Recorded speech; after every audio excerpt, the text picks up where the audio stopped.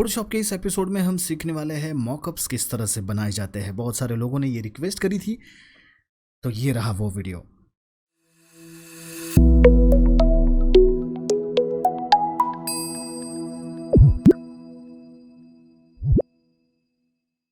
तो guys, mock-up क्या होता है? तो देखिए, सबसे सिंपल कंसेप्ट है, कोई डिज़ाइन किसी चीज़ पर प्रिंट होने के बाद कैसे नज़र आएगा, ये दिखाने के लिए मॉकअप्स का इस्तेमाल किया जाता है।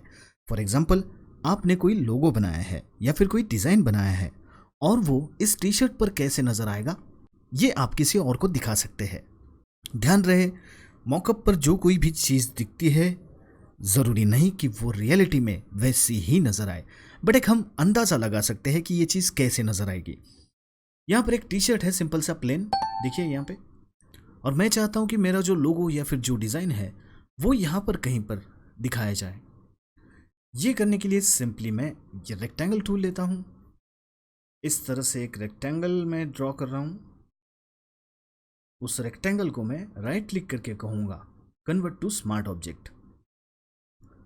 अब ये स्मार्ट ऑब्जेक्ट में कन्वर्ट हो चुका है।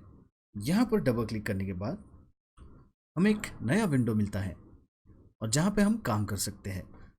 जो कुछ भी चेंजेस हम यहाँ पर करते हैं वो वहाँ पर रिफ्लेक्ट होते हैं। फॉर एग्जांपल, ब्रश से मैंने सिंपल सा एक लाइन यहाँ पे निकाला, कंट्रोल एस यानी कि सेव करता हूँ।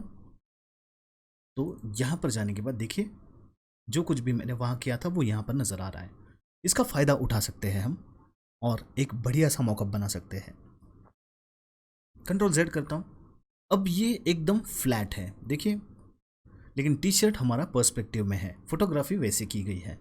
तो अब मुझे इस रेक्टेंगल को उस टी शर्ट के अनुसार सेट करना होगा। तो ज़्यादा कुछ करने की ज़रूरत नहीं है, मैं सिंपली यहाँ पर इस तरह से उसको रोटेट करता हूँ, थोड़ा बड़ा कर देता हूँ और थोड़ा सा लाइटली मैं पर्सपेक्टिव उसको करता हूँ। पर्सपेक्टिव में कन्वर्ट करने के लिए सिंपल है, आप कंट्रोल टी प्रेस कीजिए, ट्रांसफॉर्म, राइट क्लिक कीजिए and then select perspective, skew और व्हाटएवर जो आपको सही लगता है आप चूज़ कर सकते हैं। मैं यहाँ पे पर्सपेक्टिव चूज़ करता हूँ और थोड़ा इस तरह से करता हूँ। थोड़ी सी एडजस्टमेंट तो करनी ही पड़ती है, अदरवाइज़ वो अच्छा नहीं लगता है। थोड़ा सा डिस्टॉर्ट, ओके।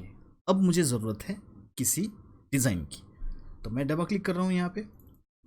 तो मैं यहाँ पर, चलिए, मेरा लोगो इंपोर्ट कर देता हूँ। तो ये रहा मेरा लोगो ऑनमार्क मीडिया का, और मैं इसे इस तरह से रखता हूँ और करता हूँ सेव। सेव करने के बाद यहाँ पर वो नज़र आ रहा है, बट ये बहुत फेक लग रहा है। देखिए, सिर्फ ऐसे लग रहा है कुछ पैच चिपका दिया है वहाँ पे। ऐसे नहीं चाहिए, मुझे ऐसा फील देना है इसे कि ये जो लोगो है वो प्रिंट हो चुका है उस टी शर्ट पर। तो इसलिए मुझे यहाँ पर जाकर ब्लेंड मोड चेंज करने होंगे। ब्लेंड मोड चेंज करने के लिए मैं सिंपली सेलेक्ट करता हूँ और डाउन एरो की प्रेस करता हूँ और जो मुझे अच्छा लगेगा मैं उसे चुनूँगा। थोड़ा जूम कर लेता हूँ। लोगो अगर मैं बड़ा करता हूँ यहाँ से और कंट्रोल एस करता हूँ, सेव करता हूँ, तो वहाँ पर भी बड़ा हो जाएगा। हो गया। ब्लेंड मोड्स, ये वाइट कलर मुझे डिस्टर्ब कर रहा है, इसलिए मैं फिर से डबल क्लिक करके अंदर जाता हूँ और ये वाइट कलर को हाइड कर देता हूँ। सिर्फ लोगो दिखाना चाहता हूँ मैं वहाँ पे।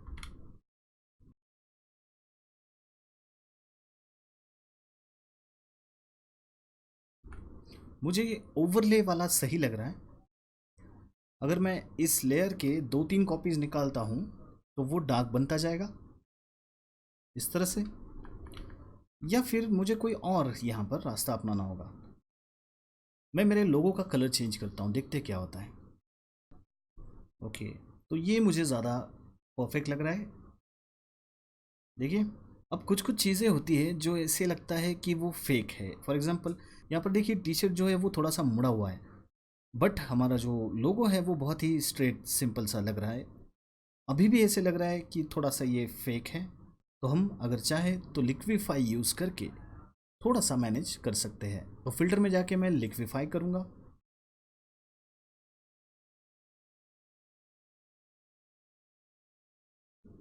ओके, तो लिक्विफाई किया तो थोड़ा सा यहाँ पर एक नेचुरल सा इफेक्ट आने लगा है। उसी तरह से जहाँ जहाँ ज़रूरत पड़ेगी मैं लिक्विफाई यूज़ करूँगा। थोड़ा सा लिक्विफाई यूज़ करना चाहिए तो वो ज़्यादा अच्छा लगता है, नेचुरल लगता है। भले ही कहीं ज़रूरत ना हो बट थोड़ा सा करना चाहिए ताकि वो बढ़िया दिखे। सी, थोड़ा थोड़ा इफेक्ट आ रहा है। कंट्रोल टी करके मैं इसे और बढ़ाता हूँ। देखिए पूरा प्योर जूम करने के बाद ऐसे लग रहा है धागों पे कलर प्रिंट हो चुका है। और ये चीज़ ऐसी है जिसको आप जितना खिलोगे उतनी ये अच्छी दिखती जाएगी। इसीलिए मेरा सजेशन है आप अलग अलग एक्सपेरिमेंट्स कीजिए। ज़रूरी नहीं कि जो मैंने किया वही आप करें। आपको जैसे लगता है, जो सही लगता है वो कीजिए। मैं यहाँ पर बस आपको एक्सप्लेन कर रहा हूँ, फंडा बता रहा हूँ, टेक्निक बता रहा हूँ कि किस तरह से मॉकअप आपको बनाना है। बाकी सब कुछ आपकी क्रिएटिविटी, आपकी स्किल पर डिपेंड करता है। अब देखिए ये तो अच्छा होने लगा है धीरे धीरे, और मुझे इस स्क्यू वगैरह भी करना है तो मैं कर सकता हूँ। थोड़ा सा चेंजेस मैं यहाँ पर करूँगा वार्प वगैरह यूज़ करके। कोशिश करूँगा ज़्यादा से ज़्यादा वो जो डिज़ाइन है वो नेचुरल लगे। लेकिन जैसे कि मैंने कहा एपिसोड बहुत लंबा हो जाएगा, एक्सपेरिमेंट करते रहना पड़ता है जब तक अच्छा आउटपुट नहीं मिलता।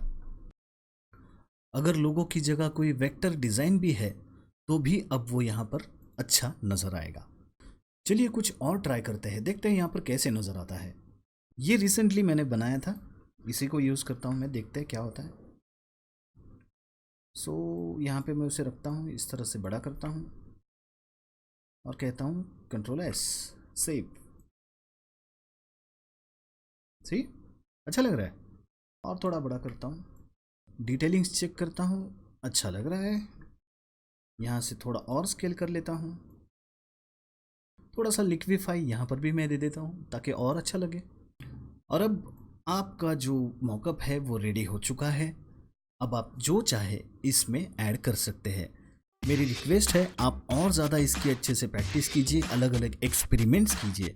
मेरा काम था आपको टेक्निक बताना, लेकिन एक्सपेरिमेंट करना कम्प्लीटली आपके ऊपर डिपेंड करता है। मिलते हैं अगले एपिसोड में, तब तक के लिए please be creative and happy designing. Thank you so much.